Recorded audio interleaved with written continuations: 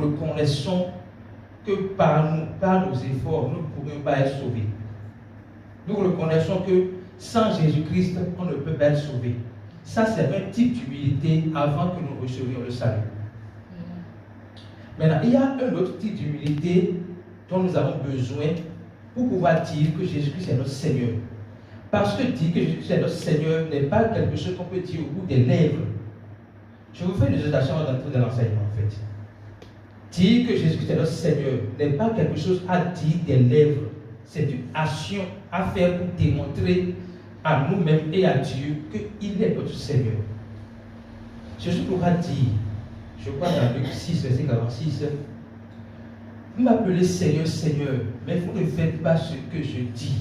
Autrement, pour que quelqu'un dise que Jésus-Christ est son Seigneur, il faut qu'il fasse ce que Jésus-Christ dit. Et ce que Jésus-Christ dit se trouve dans sa parole.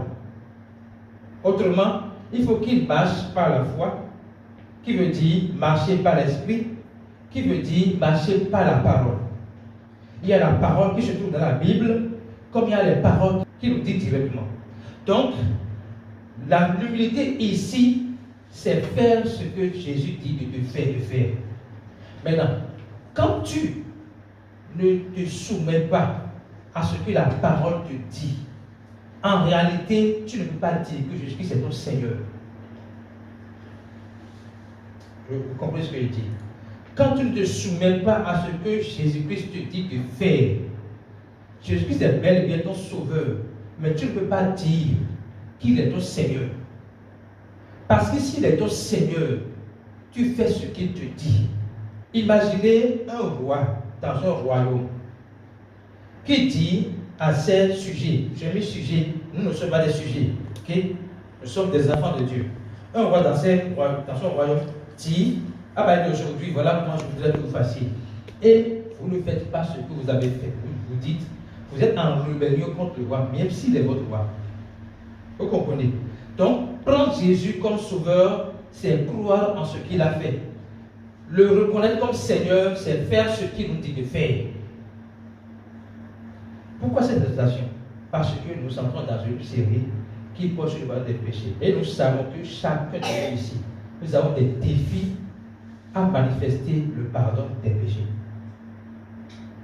Donc, que chacun se sente interpellé au travers de l'enseignement qui commence aujourd'hui. Toute la série va porter sur le bas des péchés. Que chacun se sente interpellé, que chacun laisse son cœur à Dieu pour dire, Seigneur, je ne veux pas que tu sois seulement mon sauveur. Je ne veux pas non plus dire Seigneur au travers de ma bouche seulement. Je veux te dire Seigneur au travers de ma soumission à ta parole. Alléluia. Alors aujourd'hui nous allons voir l'origine du péché. C'est une thématique que nous avons beaucoup traitée, mais qui est revenue. Et nous allons voir l'angle sur lequel Dieu voudrait nous parler aujourd'hui. L'origine du péché. Quand on parle d'origine du péché, nous voyons rapidement Genèse. Et avant même d'aborder l'origine du péché, je voudrais établir le fait que nous voulons aborder les questions qui ont trait à la Bible. Et il y a une manière d'approcher la Bible pour comprendre le message de la Bible. Nous avons dit ici et établi ici que la Bible est un ensemble de la parole de Dieu, de la parole des hommes, de la parole des anges, de la parole des animaux. Ok? Et que lorsque nous entrons dans la Bible, notre focus, c'est la parole de Dieu et non les autres paroles. Deuxième chose, nous savons que la parole de Dieu n'est pas l'encre sur une feuille. Ce n'est pas écrit noir sur blanc ou blanc sur noir. Nous savons que la parole de Dieu, en fait, est une personne. Jean 1 dit, au commencement était la parole. Ce n'est pas au commencement était la Bible sur papier. Donc, la parole, Dieu a existé avant la Bible sur papier. Nous ne sommes pas en train de dénigrer la Bible. Nous sommes en train de mettre l'accent sur la personne qui nous intéresse quand nous ouvrons la Bible. Alléluia. Amen. Donc, la parole est une personne. Ça fait un. Troisième chose maintenant. Lorsque nous ouvrons la Bible, Comme c'est écrit noir sur blanc ou blanc sur noir, on l'appelle les lettres. Ok? Et Paul nous avertit, il dit, vous êtes ministre de la nouvelle alliance, non de la lettre qui tue, mais de l'esprit qui vivifie. Autrement, lorsque nous approchons de la Bible, nous ouvrons la Bible, notre focus n'est pas sur la lettre qui ne porte pas en elle la vie, mais sur l'esprit de la lettre qui porte en elle la vie. Ordinairement, nous parlons dans ce monde de la loi et de l'esprit de la loi. Quand on prend les feuilles tricolores, dans quelle pensée les gens ont pris les feuilles tricolores? Pour que lorsque vous veniez, vous vous arrêtez afin qu'il n'y ait pas accident. Ok? Maintenant, je suppose que vous êtes dans une urgence la nuit. Et il y a un feu tricolore. Personne n'est de ce côté, personne n'est de l'autre côté, personne n'est de l'autre côté. Est-ce que vous allez vous arrêter? En réalité, non. Si vous vous arrêtez, c'est que vous ne compreniez pas l'esprit de la loi. L'esprit de la loi évite les accidents en mettant les feux tricolores. Mais s'il n'y a aucun risque d'accident, vous passez naturellement. Ok? Donc, il faut voir l'esprit de la parole. La lettre est là, mais l'esprit derrière la lettre est plus important que la lettre. Alléluia. Et l'exemple que j'aime donner souvent, Moïse a dit de la part de Dieu, œil pour œil, dent pour dent. La loi du talion. Quand Jésus-Christ est venu sur la même question, il dit, aimez vos ennemis, priez pour ceux qui vous persécutent, faites du bien à ceux qui vous maltraitent. Comment Jésus-Christ a pu dire ça? Et Jésus-Christ est la même personne qui aurait dit à Moïse, un poète d'Occident. Jésus n'a jamais dit ça. Jésus lui parlait en fait de la miséricorde. Mais il avait un cœur qui ne pouvait pas comprendre le concept de la miséricorde. Donc, selon sa compréhension, par rapport à l'état de son cœur, il a dit un peu d'important. Ceux qui n'ont pas pu appliquer religieusement. Alléluia. Donc, maintenant, pour que dans notre explication, il n'y ait pas de confusion, Paul dit à Timothée et donc à chacun de nous ici, étudie afin de dispenser droitement la parole de Dieu. Donc, pour dispenser droitement la parole de Dieu, il faut savoir, que la Bible est un ensemble de la parole de Dieu, de la parole des hommes, parole des anges, parole de la prostituée, des animaux. Il faut savoir que notre focus dans la Bible, c'est la parole de Dieu, qui n'est pas langue sur une feuille, mais une personne qui est Jésus-Christ. Il faut également savoir que la lettre n'est pas notre focus, mais l'esprit qui gouverne la lettre. Il faut également savoir, pour diviser droitement la parole de Dieu, qu'il faut étudier. Et la clé de l'étude, c'est Jésus-Christ. La clé de l'étude, c'est le sacrifice de Jésus-Christ à la croix pour le pardon des péchés. C'est la clé. Et donc, voyez ce qu'on veut voir aujourd'hui comme un enseignement qui va vraiment nous libérer de tout blocage à notre niveau pour manifester, démontrer le pardon des péchés. Parce que le but de l'enseignement, ce n'est pas de nous dire seulement que Jésus nous a pardonné les péchés, mais c'est pour que nous puissions démontrer dans notre vie, dans notre quotidien, sur cette terre, que Jésus-Christ a pardonné les péchés. Nous avons compris cela et que nous sommes capables de le démontrer. Amen. Alléluia. Revenons maintenant à l'objet des péchés. Quand on parle de l'objet des péchés, on remonte à Genèse. Genèse a été écrit par Moïse. Et nous savons qu'au moment où Dieu créait le monde, Moïse n'était pas présent au moment où Dieu créait le monde. Ça veut dire que Moïse a reçu la création, l'information sur la création par vision. Et nous avons établi qu'on ne peut pas considérer une vision comme des faits réels. Une vision est faite de symboles, d'images qui ont besoin d'interprétation. Alléluia. Donc quand nous rentrons dans Genèse, nous devons regarder Genèse avec l'œil de Christ pour interpréter ce que Moïse est en train de dire. Et nous avons également établi que Moïse, en recevant la vision, a reçu la vision pour un seul but, dans le but de révéler le salut par la foi. On s'entend sur ça? Le but pour lequel Moïse a reçu la révélation de la création du monde, c'est pour démontrer, c'est pour prêcher l'évangile du salut par la foi. Autrement, le salut par le pardon des péchés pour lequel il a envoyé Jean-Baptiste. Ok? Maintenant, dans Genèse, Paul dit, Dieu dit, il dit, on lit dans Genèse 2, qu'il y a l'arbre de vie et l'arbre de la connaissance du bien et du mal. Nous avons creusé ce verset pour voir la vraie interprétation. Dieu n'a pas mis devant Adam de choix. Il faut que ça soit clair dans notre esprit. Dans la réalité, pas dans ce qui est dans la lettre, dans l'esprit de la lettre. Dieu n'a pas mis devant Adam deux choix. Tu es le choix, l'arbre de la vie et l'arbre de la connaissance du bien et du mal. Non. Dieu n'a proposé que l'arbre de vie. Pourquoi je le dis? Parce que lorsqu'il a fini d'accomplir sa mission sur la terre, il a dit quoi aux apôtres? Allez annoncer la bonne nouvelle. Il n'a pas dit allez donner le choix aux gens entre entrer au paradis ou entrer en enfer. Il a donné une instruction claire. Et Christ, Jésus est le même hier, aujourd'hui, éternellement. Cela veut dire qu'au commencement, il n'a pas donné de choix. Amen. Ok?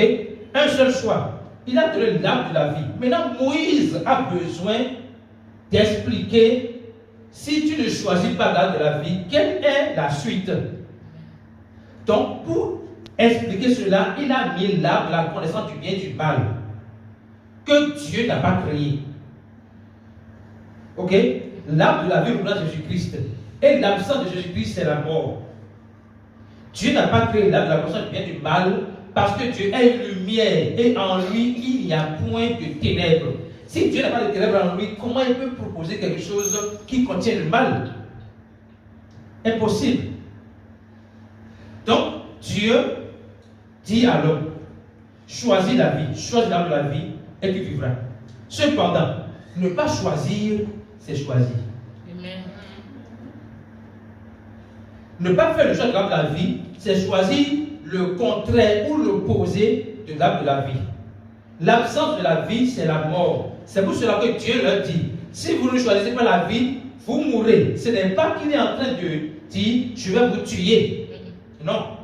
C'est un peu comme je dis à mon garçon, si tu mets le doigt dans le feu va te brûler. Mais si mon enfant s'entête et met le doigt dans le feu, est-ce que c'est moi qui l'ai brûlé? C'est pas moi. C'est lui qui s'est brûlé. C'est le feu qui l'a brûlé. Donc, quand Dieu dit à Adam, choisis l'arbre de vie, et Adam refuse, Adam fait le choix donc indirectement de la mort. Et Dieu, de sa pleine connaissance, sachant cela, dit, choisis l'arbre de la vie et tu vivras. Maintenant, il y a un mensonge que le diable a dit à Adam. Il dit, j'ai dit le diable comme ça, vous comprenez ce que je veux dire. Il dit à Adam, non, Dieu sait que si tu ne choisis pas l'arbre de la vie, tu seras comme lui, c'est-à-dire tu seras comme Dieu. Sauf que le diable lui a caché une vérité fondamentale. Cette vérité, je veux que vous compreniez. Et lui-même n'a pas compris la vérité fondamentale. S'il choisissait l'arbre de vie, il devient Dieu sur la terre. Vous comprenez ça? S'il faisait le choix de l'arbre de la vie, il devient Dieu sur la terre. Un peu comme nous qui avons cru en Jésus-Christ. Avant de choix de Jésus-Christ, nous sommes Dieu avec les hommes. Un peu comme Jésus-Christ a porté le pouvoir corporel et est devenu Dieu, Emmanuel, Dieu avec les hommes. De la même manière, nous qui avons reçu Jésus-Christ par la foi, nous sommes devenus Dieu avec les hommes. Donc, il est en train de dire, le diable disait à Adam, en fait, la réalité est que s'il prend l'arbre de vie, il devient Dieu sur la terre. Maintenant, le diable lui dit non, si tu ne choisis pas l'arbre de vie, tu seras comme Dieu. Vous comprenez le mensonge? Ce qu'il est censé être, s'il choisit l'arbre de la vie, le diable le détourne de cela pour lui proposer de ne pas faire le choix de l'arbre de la vie. Et maintenant, lui-même n'a pas fait le choix. C'est ainsi que nous sommes devenus pécheurs à cause de notre appartenance à la chair qui est Adam. Congolais. Je vais vite. Ça peut aller. Donc, à cause de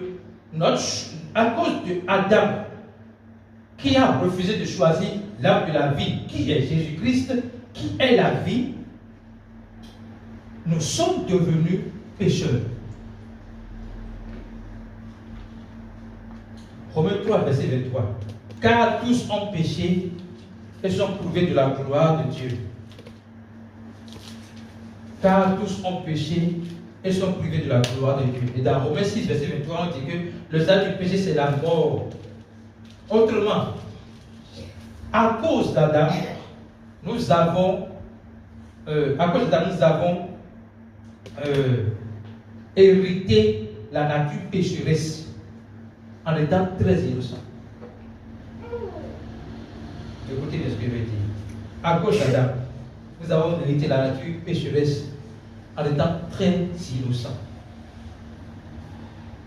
Nous sommes innocents du péché que Adam a commis. Et Dieu, conscient de cela, s'est décidé de réparer cette injustice-là. Alors, on va se demander quelle est la solution de Dieu par rapport au pardon, par rapport au péché que Adam a commis. Quelle est la solution de Dieu? Qu'est-ce que Dieu a donné comme solution face au péché que Adam a commis? J'ai dit tout à l'heure que nous ne sommes pas directement coupables du péché que Adam a commis. Mais nous sommes bénéficiaires par héritage sanguin de ce que Adam a commis. Parce que nous sommes tous nés de la chair. Adam représentait l'humanité. Hein? Adam représente l'humanité.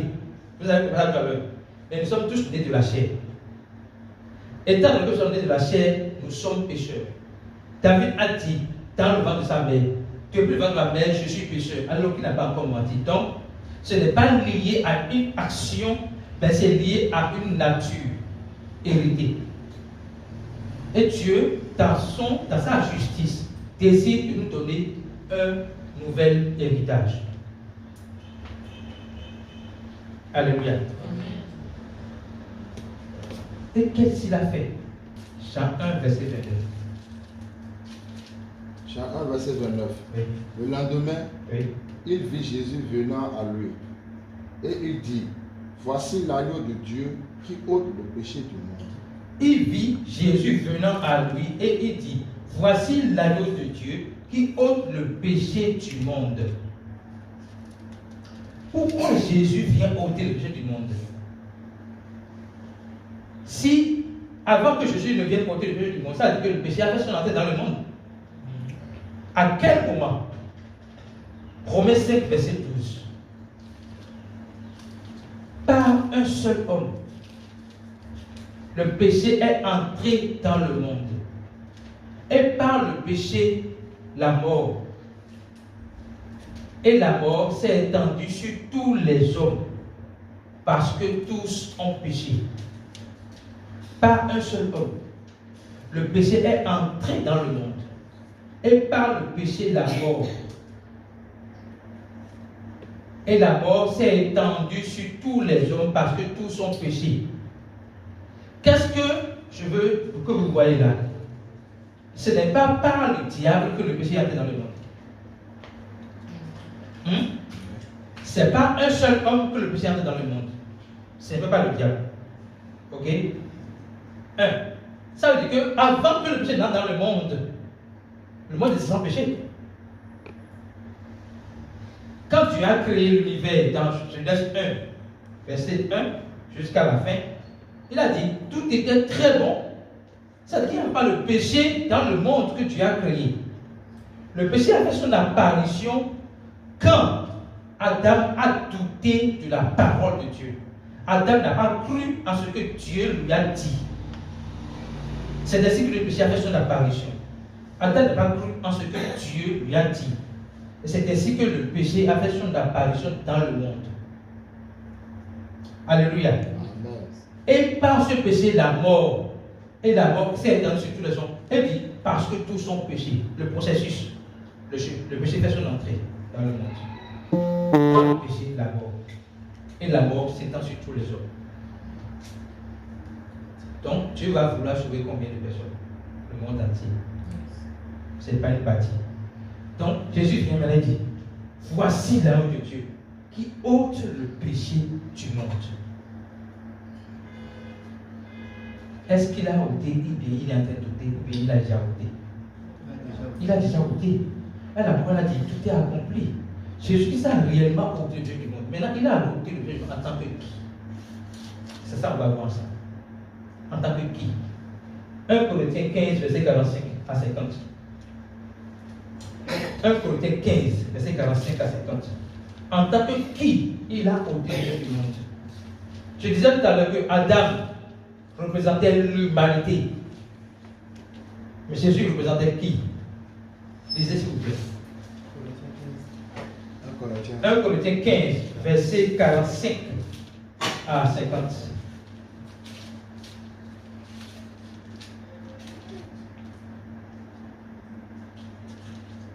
S'il vous plaît. 1 Corinthiens 15, verset 45 à 50. Amen. Oui. C'est pourquoi il est écrit. Oui. Le premier homme, Adam, devint une âme vivante. Le dernier Adam est devenu un esprit vivifiant. Merci. Attendez là. Le premier homme, Adam, devient une âme vivante. Mais le dernier homme, un esprit vivifiant. Autrement, le premier Adam n'avait pas l'esprit qui vit. Amen. Or, nous venons de cet Adam-là, qui n'a pas l'esprit qui vit. Ça veut dire que nous sommes nés morts. Vous comprenez ce que je dis? Nous sommes nés sans l'esprit qui vit. Maintenant, Jésus-Christ est le dernier Adam. Notez bien, pas Adam, nous sommes pécheurs. Et Dieu veut corriger le tir. Il a ôté le péché du monde en tant que qui? En tant que dernier Adam. Ça dit que nous étions héritiers de la nature d'Adam, le premier. Maintenant, Dieu veut que nous devenions héritiers de la nature du dernier Adam. Et ce dernier Adam a l'esprit vivifiant. C'est lui-même qui est la vie. Donc, quand nous sommes nés d'Adam, nous avons la vie. Nous sommes nés du dernier Adam, je veux dire. Si nous sommes nés de Jésus-Christ, nous avons la vie. Donc, Jésus-Christ a ôté le péché du monde en tant que dernier Adam pour réparer ce que le premier Adam a commis comme erreur. Donc, par un seul homme, le premier Adam, le péché est entré dans le monde. Par un seul homme, le dernier Adam, qui est Jésus-Christ, le péché a été ôté du monde. Alors, si vous comprenez cela et que vous avez reçu Jésus-Christ par la foi, ça veut dire qu'il a ôté le péché du monde, ça veut dire qu'il y a plus de péché en vous. Vous comprenez ça? Si vous avez cru que Jésus-Christ a ôté le péché du monde, il n'y a plus de péché en vous. Première chose. Deuxième chose, vous avez Christ en vous, donc vous êtes Dieu sur la terre. Pour quelle raison? C'est ça qu'on va voir en 4 points. La raison pour laquelle, ou 4 raisons pour lesquelles Dieu a offert le pardon des péchés. 4 raisons pour lesquelles Dieu a offert le pardon des péchés. J'ai dit offert le pardon des péchés parce qu'il ne nous l'a pas vendu, il nous l'a donné gratuitement. On n'a pas mérité pour recevoir le pardon des péchés. On n'a pas travaillé pour le faire. C'est par son acte de justice qu'il a fait. On peut lire ça. Je veux qu'on lise ça. Romains 5, verset 18. Vérifiez s'il y a acte de justice dans le verset avant de lire. Romains 5, verset 18. Acte de justice. Ouais. Oui. Romains 5, verset 18. Comme par un seul offense, oui, la condamnation a atteint tous les hommes. Oui. De même, par un seul acte de justice, oui, la justification qui donne la vie s'étend à tous les hommes. Amen. Amen. Donc, ce n'est pas par nous, notre force, notre capacité. Ce n'est même pas par notre demande. On n'a pas demandé. Dieu lui-même a vu que le monde est mort. Le monde entier, les hommes sont morts, les hommes sont pécheurs, injustement. Et il décide de faire un acte de justice éternelle. Pour que quiconque croit en cet acte de justice sort de l'injustice pour entrer de la justice de Dieu. Vous comprenez? Donc, pourquoi Dieu a offert le pardon des péchés? Première raison. Le pardon des péchés, c'est le début de la vie chrétienne. Sans le pardon des péchés, nous ne pouvons pas dire que nous sommes chrétiens. Si le pardon des péchés n'existait pas, personne ne peut dire qu'il est chrétien. Personne ne peut dire qu'il est sauvé. Personne ne peut dire qu'il est enfant de Dieu. Personne ne peut dire qu'il est racheté, qu'il est justifié. Personne. Donc, le pardon des péchés reçu par la foi est le commencement de la vie chrétienne. La fondation de la vie chrétienne, c'est le pardon des péchés. C'est le fait que le péché que tu ne peux pas laver toi-même a été lavé. Marquez. Ça marche. Le péché que tu vas laver toi-même a été lavé. Pas couvert, mais lavé. Vous comprenez ce que je dis? Imaginez un tas d'ordures qui est là et il y a beaucoup de mouches qui viennent, d'accord? Et vous couvrez le tas d'ordures, c'est-à-dire que c'est une poubelle, vous couvrez votre poubelle. Mais parce que ces poubelles, les mouches continuent de venir. Mais imaginez que vous enlevez la poubelle de là. Vous allez déverser la poubelle là où on déverse la poubelle. Est-ce que les mouches vont venir encore là? Non. C'est exactement ce que Christ nous a fait. Il n'a pas couvert notre poubelle. Il n'a pas couvert notre péché. Il a ôté le péché. Or, dans le péché, il y a la mort. Donc, s'il a ôté le péché, il a ôté encore quoi? La mort. Alléluia. Donc, première chose, le pardon des péchés est le début d'une vie chrétienne. Deuxième chose, comprendre le pardon des péchés. Savoir que nous sommes pardonnés éternellement, pas temporellement, mais éternellement, est la clé pour notre croissance spirituelle. Je le dis avec beaucoup de peine pour notre vie passée, puisque nous avons quitté quelque part. Nous savons ce que nous endurons pour espérer que Dieu nous pardonne. Tu vas jeûner dans 21 jours. Tu vas jeûner 40 jours. Pour que Dieu te pardonne, tu vas faire confession de tes péchés chaque dimanche ou chaque vendredi. Pour que Dieu te pardonne, tu vas faire tellement de choses. Après la confession de péché, on va te dire, fais la pénitence. Tu dois faire pénitence s'il faut t'agenouiller 1 heure, s'il faut citer telle prière, s'il faut faire telle pénitence. Tu as une pénitence à faire. Pourquoi? Pour le pardon des péchés. Aujourd'hui, nous savons que ce pardon se trouve dans quoi? Dans l'acte de justice que Christ a accompli à la croix. Dans sa mort pour le péché, son ensevelissement, sa résurrection. Nous le savons. Et c'est une grâce. C'est que c'est tellement suffisant que nous soyons tout le temps reconnaissants. S'il n'y a pas ce pardon des péchés, nous ne pouvons pas nous appeler enfants de Dieu. Mais là, je disais que c'est la fondation, c'est la base pour que nous puissions avoir une croissance spirituelle. La croissance spirituelle veut dire que nous allons grandir dans notre relation intime avec Dieu.